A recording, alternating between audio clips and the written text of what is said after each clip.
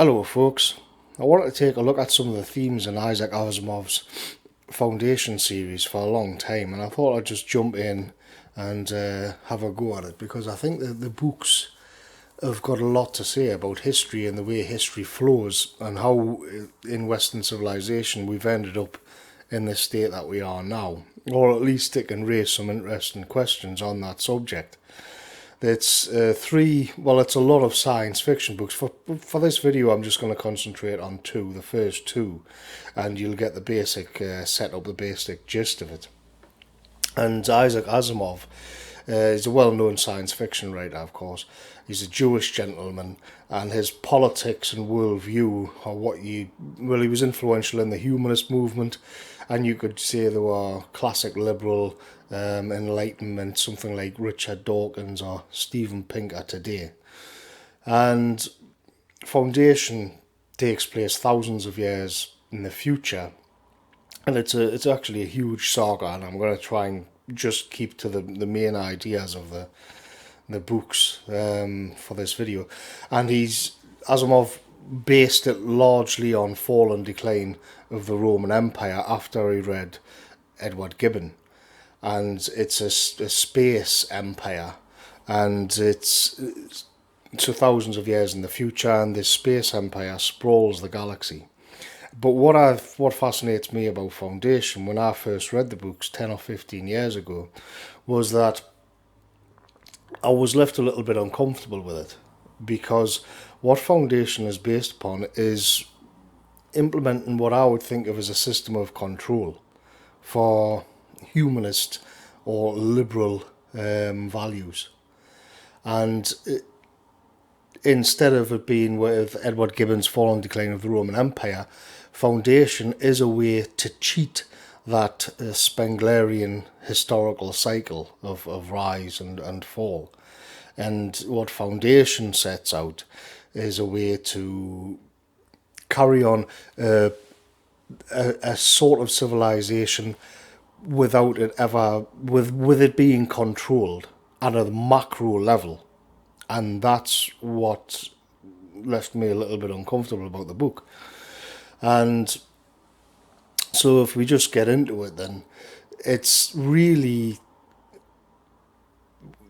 set on a planet called Trantor, which is the capital of the empire, and a man called Harry Seldon has found a way to predict the future. But this is science, materialism, empiricism. There's no magic or hocus pocus here. It's all about being able to predict the future through mathematics and through science. And because he is sort of cracked the ability to do that, it means that he can predict that the empire itself is starting to collapse in on itself. For the people inside of the empire, they don't know any difference. It seems as mighty and as powerful as ever.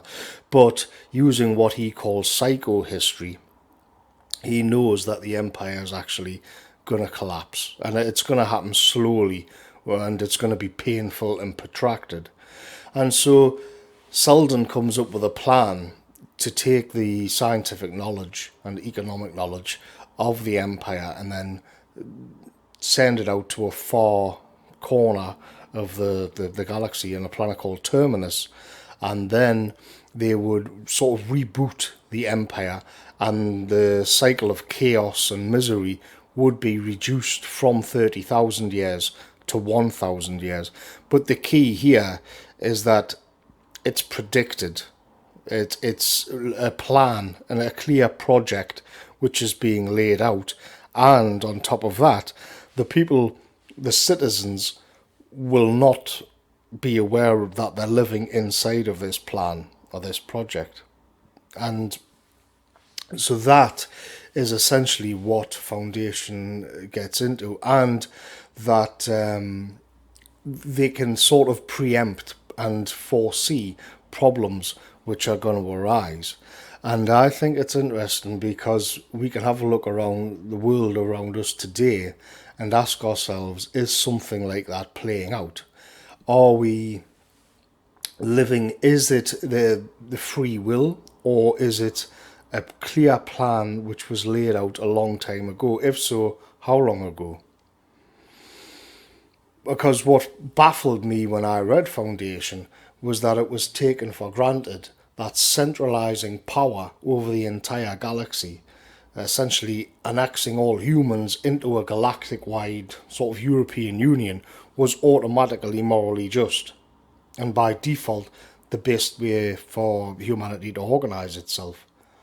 And I disagreed with that premise, but we'll get into that as I go through this.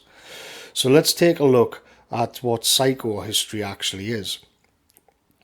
In psychohistory, you can predict large scale macro events, but you cannot go down to the human, the individual. You can't predict, for example, that a president is going to drop dead of a heart attack, but you can predict that over time one country has enough resources that it'll become more powerful than another country or planet in this case, and that it will then start to force itself on and throw its weight around over these other areas, these other people, and these other planets. And so it's large scale macro trends which can be predicted.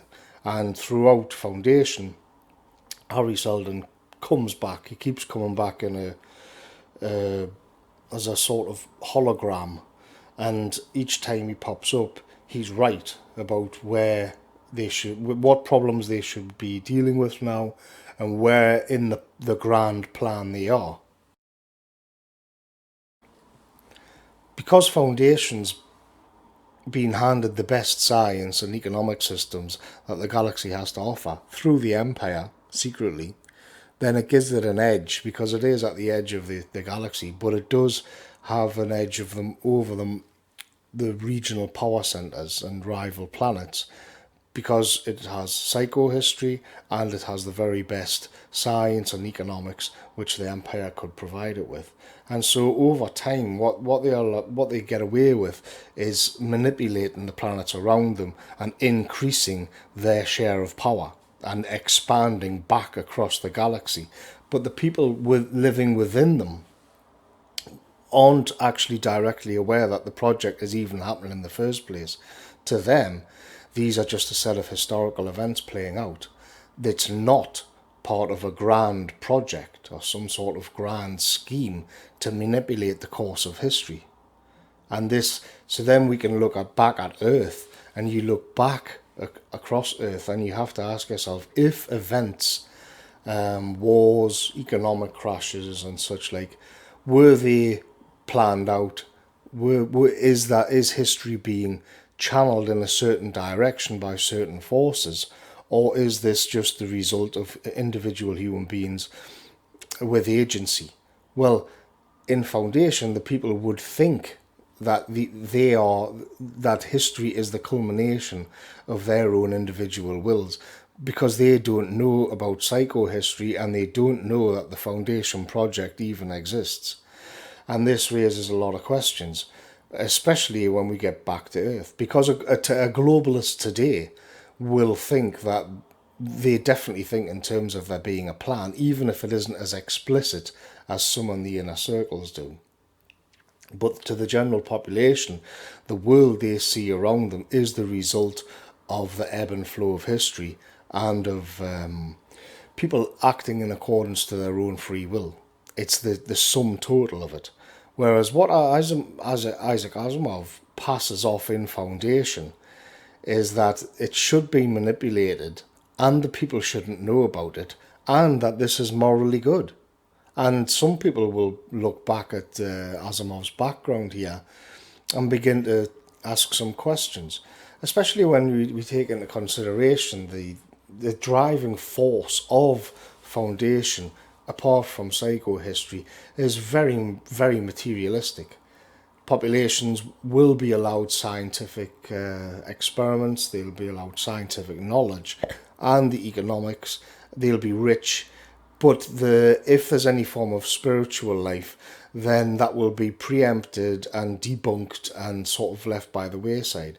If there's any power centers who disagree, then they will be slowly absorbed into the Foundation, so reboot of an empire, because they've got the moral imperative to do that. They see it as a morally just thing to do. But when I read it, going back 10, 15 years, it to me it took away all mystery and all wonder about the universe, because you could climb a mountain on some distant planet, but you would still just be part of this controlled bureaucratic system, which is basically what it is. There's nothing, no wonder, mystery left. Everything has been pre-planned. And when we look at the world today, you can see this being reflected. And so that you begin. Another thing is that people inside of the foundation project, they don't just know. Even if they began to have some suspicions, they wouldn't know how old it is.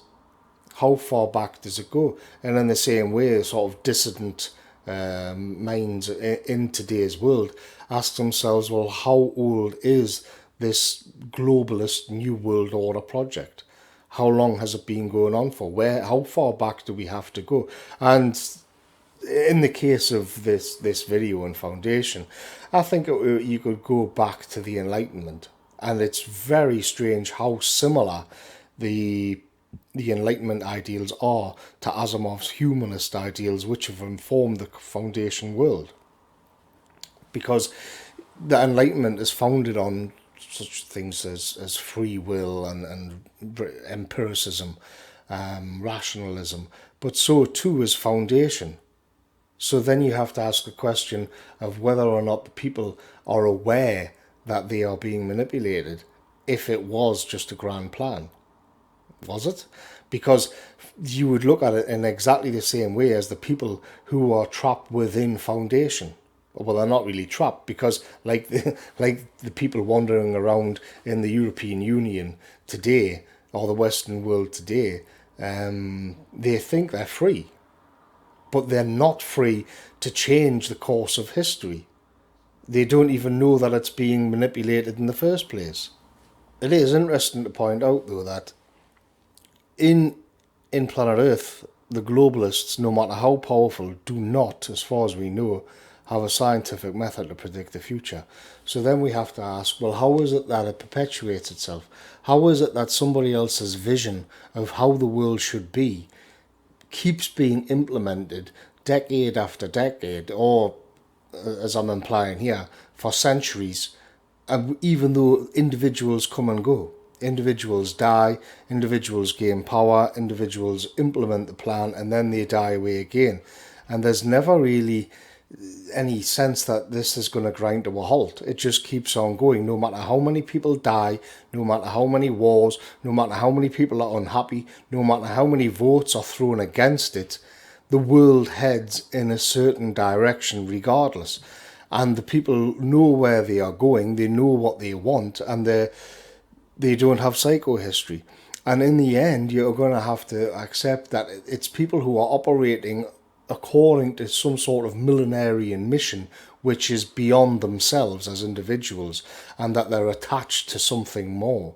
They're attached to a religious vision, which is higher than individuals of that group.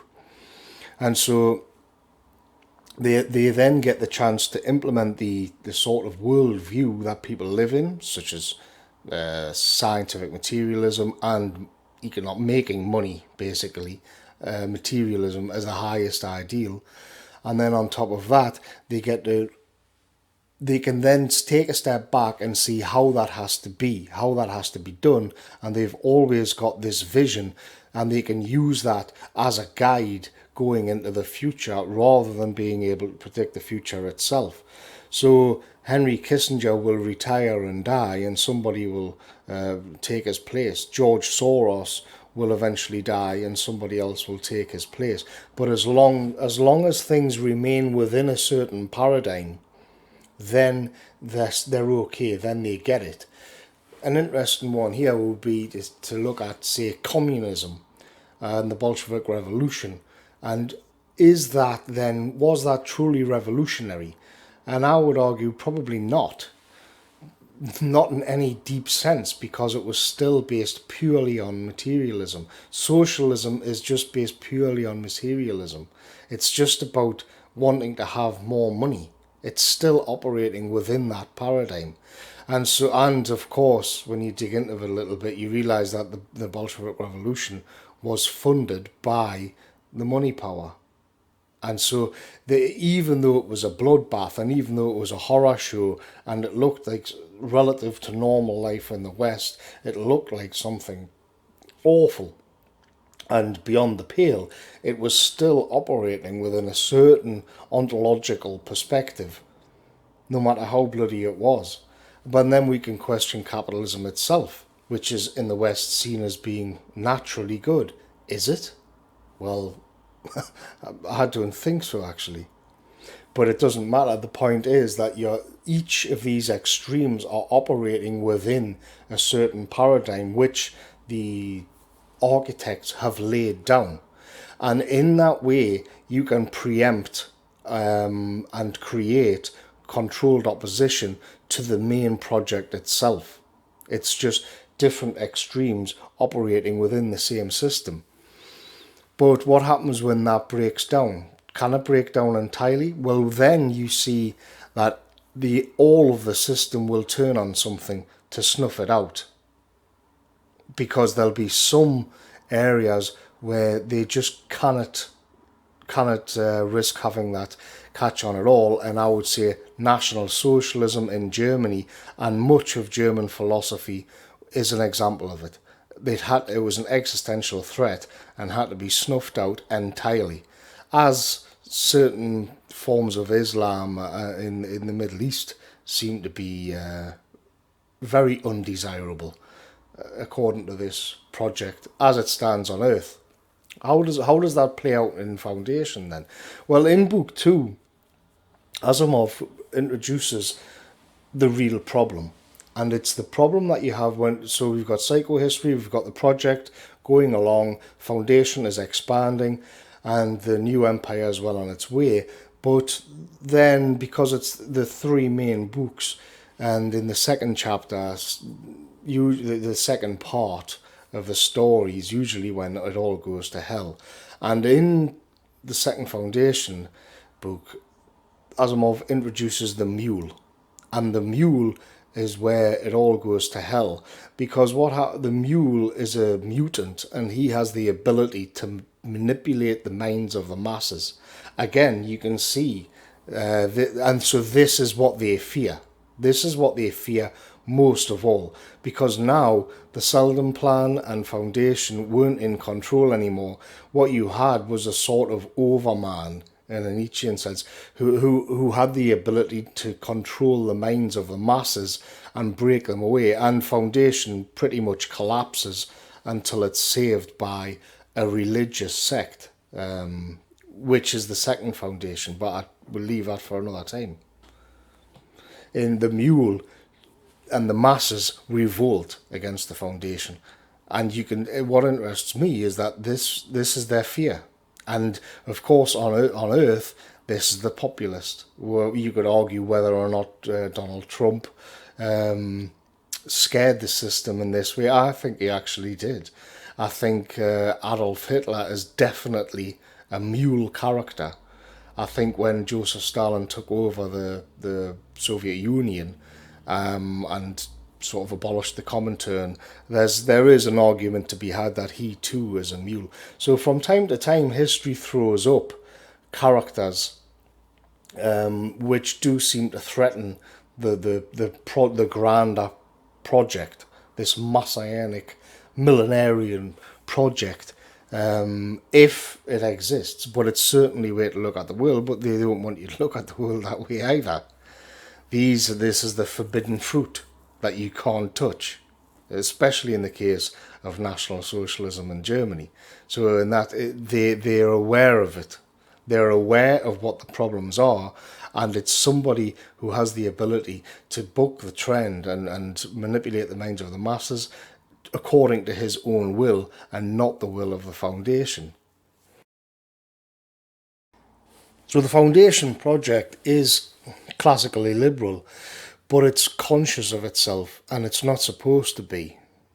The classic liberal ideals are supposed to be where there is no masses. It's just a mass of self-actualized people with agency, and the culminative effect of their will is what shapes society. Foundation is liberal in their day-to-day lives. They live a liberal life, but it peels away the scab and it shows you that actually it's been planned out all along.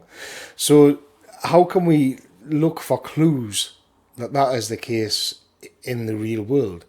One way to do that is to see where the values contradict themselves. So, for example, the Brexit vote would be a black swan event where the trend was booked and the masses voted against the larger plan, which was obviously more and more centralized control.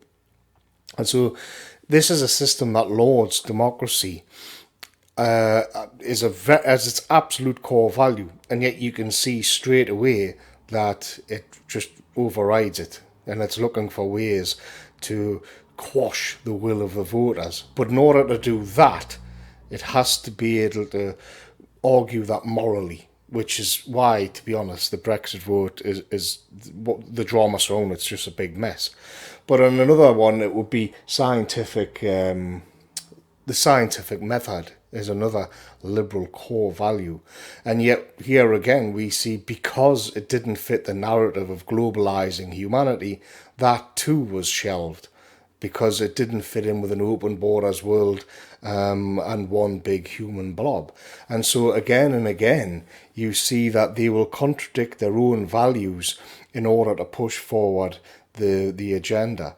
And religion is another problem. Religion is a problem where people will have ideals and a spiritual life which doesn't accord with the values of the liberal system. And once again, we can see that since the Enlightenment, especially in the West anyway, that the religion just was strangled away, was killed off really by the Enlightenment. And so what you were left with was the individual. And in theory, they did like these ideas of Prometheus, people like Shelley, because normally we talk about political thinkers, but then you had people like Shelley, and it was a Prometheus stealing science from the gods and handing it to humanity. But in actual fact, from the perspective of Foundation, humanity is just a big blob to be manipulated. The actualized individual wasn't capable of doing anything at all. And even the antagonist, as in the mule, is somebody who has to sway the minds of the masses in one direction or another. But the conceit is to think that the highest achievable goal is the individual. That's what the system wants, because then, like the sort of Promethean man, they become gods to themselves, and the idea that they're being manipulated for somebody else's ends, that they are actually being controlled, it's a conceit, it's the lie. But because they believe they're free, it makes it really difficult to tell them that they're not. And so the culmination of the society, they will argue, is because we arrived at this through rational means, through the scientific method. And yet, as I just explained, that will be shelved when it's convenient for the system. So the question then is, what do you do about it? And the mule was also a black swan event. A black swan event is where a system of control has to deal with something which it doesn't want to. It's the spanner in the works. Down, and so we glide from a situation where people are just unaware of the system of control, which is the desired option from the perspective of the architects, to one where people are just oppressed. And the people are then looking for ways to get rid of the people who are oppressing them. And this is where we get into some dangerous territory. But the internet itself is the problem, and we can see now that they're clamping down on the internet all over the place. And once again, we can see that this pretense of the individual having freedom in the West and the Democrats, it's a complete sham. And we peel back the scab and take a look at it. But where are they going to go with it? Well, at the end of the day, you are powerless. We are powerless to do anything about it. And it's why I'm becoming more and more interested in the religious aspects, because we can see in particular that the Catholic Church, however this started, you look back at the history of it, and I think the Catholic Church fought a long war against, let's just say, the foundation on earth, and ended up losing as well. And whether there's any life in that, whether that can be brought back, that's a whole different argument, a different thing to take a look at. The point here is that I think the worst thing they can have to deal with is a spiritualism or something which transcends everything they have to offer, which is why I'm constantly launching broadsides against classic liberalism, because I see it and the lies within it and the way it contorts and distorts history to suit its own narrative as being the major problem. And Foundation offers a fascinating insight into where you do actually have a tyranny of liberalism. But the key is that people aren't aware of it. And as I say, it even provides examples of the apple cart nearly getting upset, the joker in the pack. Okay, folks, I'll catch you later.